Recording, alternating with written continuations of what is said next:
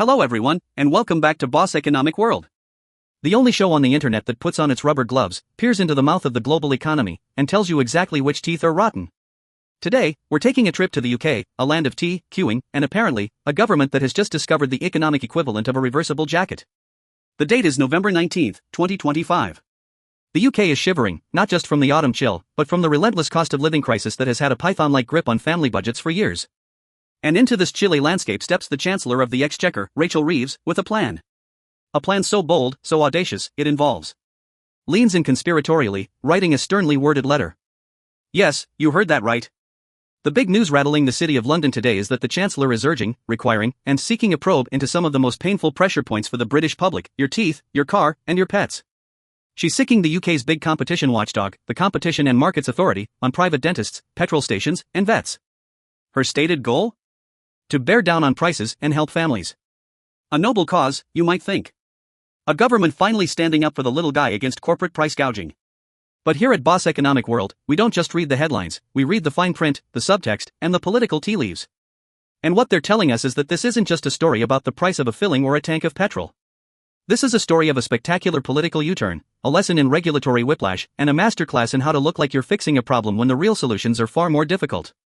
So buckle up, because we're about to dissect the three-headed beast of British consumer pain and figure out if the government's new champion of the people is the same person who, just a year ago, wanted to set a bonfire to the rulebook. To understand what's happening, we first need to understand why it's happening. Why these three sectors? Because they represent a trifecta of what economists call inelastic demand. That's a fancy way of saying when you're in pain, you'll pay almost anything to make it stop. Let's start with the big one, dentistry. Ah, the dentist. Nothing strikes fear into the hearts and wallets of the British public quite like it. The core of this problem is the slow-motion collapse of National Health Service dentistry. For decades, it was the bedrock. Now, it's a dental desert. Let's look at the data, because the numbers here are genuinely shocking. As of late 2025, official figures, if you can get them, and third-party analysis show that NHS dental appointments have effectively evaporated in huge swaths of the country. We're talking a drop of over 40% in available NHS treatment courses compared to pre-pandemic levels in 2019. Waiting lists aren't measured in weeks or months anymore. In places like Cornwall or Cumbria, they're measured in years. People are resorting to DIY dentistry kits bought off Amazon and, no, I am not making that up. So, what happens when the public option disappears? The private market doesn't just step in, it pounces. Private dentistry has become the Wild West. You go in for a £75 checkup, and you walk out with a proposed treatment plan worth £3,000, complete with cosmetic whitening, a new crown you didn't know you needed, and a financing plan with an APR that would make a loan shark blush. This is what Reeves is targeting: the hidden costs, the overtreatment, and the complete lack of price transparency. A market study by the CMA will likely find what we all anecdotally know: there is a staggering variation in prices. A simple white filling could be £100 in one clinic and £400 two streets over. There's no menu. There's no Uber-style price comparison. You're a captive audience, sitting in a chair with a drill whirring in the background. Your bargaining power is zero. The CMA will spend a year, maybe 18 months, studying this. They'll produce a 300-page report that confirms, yes, it's very expensive and confusing. But here's the rub: a CMA market study can't magic up 10,000 new NHS dentists. It can't fix a government funding model that has pushed dentists out of the public sector for over a decade. It's like sending a health inspector to a famine. They can write a report on the malnutrition, but they can't make it rain bread. Next up, the petrol forecourts.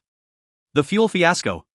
If dentistry is a slow burn of pain, fuel prices are a sharp, weekly stab in the wallet.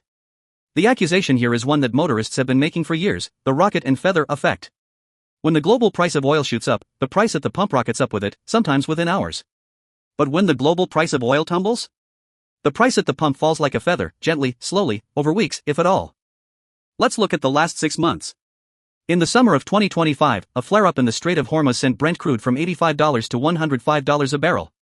Almost overnight, the average price for unleaded in the UK jumped from £1.50 a litre to £1.70. Now, since September, with tensions easing and demand forecasts softening, Brent has fallen all the way back to $82. But the price at the pump? It's stubbornly hovering around £1.62. Where is that extra money going? It's what the industry calls the refiner margin or the retailer spread. It's the gap between the wholesale cost and the price you pay. And that gap has been looking fatter than a Christmas goose. The CMA's previous investigation already found that supermarket fuel retailers, who used to be the cheapest, had increased their margins, collectively costing motorists an extra £900 million in 2022 alone. It's only gotten wider since.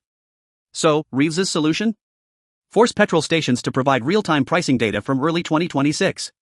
This data will be fed into sat-navs and mapping apps, creating a pump finder general that allows you to find the cheapest fuel nearby. Is this a good idea? Sure. Transparency is good. It might save you a $5 on a full tank if you're willing to drive an extra 2 miles. It introduces a bit more micro-competition. But let's be crystal clear, this does not solve the rocket and feather problem. It does nothing to regulate the margins of the big players like BP, Shell, or the supermarkets. It just helps you choose the least bad option among them. It's a digital sticking plaster on a market structure problem. And finally, our furry friends. The vet vendetta. This one is emotionally charged. People will often pay more for their pet's healthcare than their own.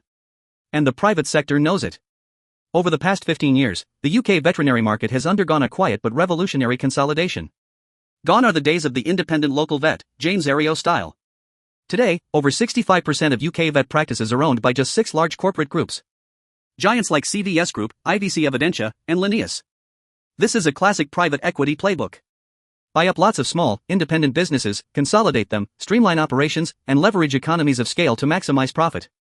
The problem is, veterinary care isn't like selling coffee. When you have a near monopoly in a local area, you can set the prices. And boy, have they. Data from pet insurance claims shows the cost of common procedures has outstripped inflation by a factor of 3 over the last decade. A simple consultation that was £35 is now £70. An emergency overnight stay for a sick dog can easily run into the thousands. These large groups also push high-margin wellness plans, own the specialist referral centers, the labs, and even the crematoria. It's a masterclass in vertical integration, capturing your money at every single stage of your pet's life and death. The CMA is already probing this, and Reeves is just acting on it. The findings will be what you expect: limited choice, confusing pricing, and heartbroken owners facing impossible bills. But again, what's the remedy? Forcing a massive, multi-billion-pound corporation to sell off hundreds of vet practices is a legal and economic minefield that could take the better part of a decade. The CMA may enforce more price transparency, but it's unlikely to fundamentally alter the market structure. So, across all 3 sectors, we see the same pattern: a market failure driven by inelastic demand, supply constraints, and corporate consolidation, leading to what feels like blatant profiteering. The public is angry. They want something done. And this is where our story takes its fascinating, whiplash-inducing turn. The woman now positioning herself as the avenging angel of the consumer, Rachel Reeves, is the very same person who, not so long ago, viewed the CMA with the kind of suspicion usually reserved for a badly cooked prawn. Let's rewind to 2024. As Shadow Chancellor, and in the early days of her chancellorship, Reeves's narrative was all about growth, growth, growth. Her mantra was unleashing the power of British business. The enemy wasn't corporate greed, it was red tape, bureaucracy, and anti-growth regulators standing in the way of progress. The poster child for this conflict was the CMA's handling of the proposed £15 billion merger between mobile giants Vodafone and 3. The CMA was deeply concerned. Why? Because the UK mobile market has 4 major players. A merger would reduce it to 3. Basic economic theory and tons of real-world evidence shows that a 4-to-3 merger almost always leads to higher prices for consumers. With fewer players, there's less incentive to compete. It's a classic oligopoly setup. The CMA, doing its job, launched an in-depth Phase 2 investigation. But the political pressure was immense. Reeves and her allies were reportedly furious. They saw the CMA as a blocker, an obstacle to creating a national champion in the 5G race. There were whispers of clipping the CMA's wings, of forcing a pro-growth and pro-investment mandate upon it. The then chairman of the CMA, a man who took his job of protecting consumers very seriously, was effectively forced out, seen as not on board with the government's new direction. The message from Team Reeves in 2024 was clear: regulators, get out of the way. Let the market consolidate. Let business do its thing. We need a bonfire of red tape. Fast forward to today, November 19, 2025. The bonfire is out. Chancellor Reeves is now standing over the smoking embers, holding a fire extinguisher and a copy of the CMA's phone number, begging them to intervene. From "stop blocking mergers" to "please investigate these prices." From "you're stifling growth" to "you're my only hope to lower the cost of living." This isn't just a shift in position. This is political and economic parkour. So what changed? The cold, hard reality of governing. The growth rhetoric is great for a business conference. But on the doorsteps, the number 1, 2, and 3 issues are the cost of a dental checkup, the cost of filling up the car, and the terrifying bill for a sick cat. Reeves has realized a fundamental political truth: you don't win elections by making life easier for telecom CEOs. You win elections by showing you're on the side of people struggling to pay their bills. The cost of living crisis is a bigger political threat than any anti-growth regulator. So, she has pivoted. The CMA, once the villain, is now the hero. It's been repurposed from a regulatory handbrake into a political weapon. So, let's put this all together and restore the full picture, as we always do here at Boss Economic World. Is Chancellor Reeves's move a cynical, hypocritical ploy? Or is it a pragmatic response to a real crisis? The truth, as always, is a bit of both, but it leans heavily towards political theater. This entire initiative is a masterstroke of perception management. It achieves three key political goals. 1. It shows the government is doing something. In politics, action, or the appearance of action, is everything. By launching these high-profile probes, the government looks tough. It generates headlines like Chancellor cracks down on rip-off prices. It gives ministers something to talk about on the morning news shows. It creates a narrative of a proactive government fighting for the people. 2. It identifies clear, identifiable villains. It's hard for the public to get angry at abstract concepts like global supply chains or wholesale energy markets. But it's very easy to get angry at your dentist who quoted you £1,500 for a crown, the local petrol station that never seems to drop its prices, or the corporate vet chain that charged you a fortune. Reeves has given the public's anger a face, and she's positioned herself as the one who will hold them accountable. 3. And this is the most crucial part, it buys time without costing money. The UK's public finances in late 2025 are, to put it mildly, an absolute dumpster fire. The government has no fiscal headroom for big tax cuts or massive new spending programs. So how do you ease the cost of living without spending money? You use the regulator.